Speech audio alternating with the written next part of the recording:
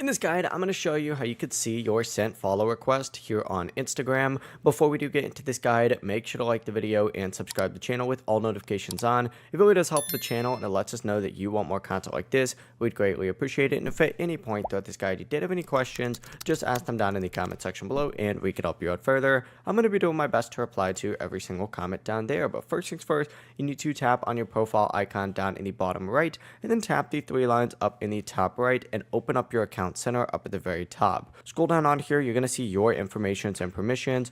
Open that up and then select export your information up at the very top. From here, you need to confirm a few different things. Hit create export, choose your account on here. Make sure that you select export to device and make sure that your email is correct first. Then hit customize information and you want to deselect everything by hitting clear all just like so, and deselect everything except the followers and following on here. So scroll down on here, you're going to see followers and following on here. Make sure that that is checked just like so. Everything else doesn't need to be checked, and you just then need to hit save and then hit start export just like so. Now what it's going to do is then send you an email as soon as this file is done. Then just go to your downloads folder, open it up from your email, go to connections specifically on here and find followers and following.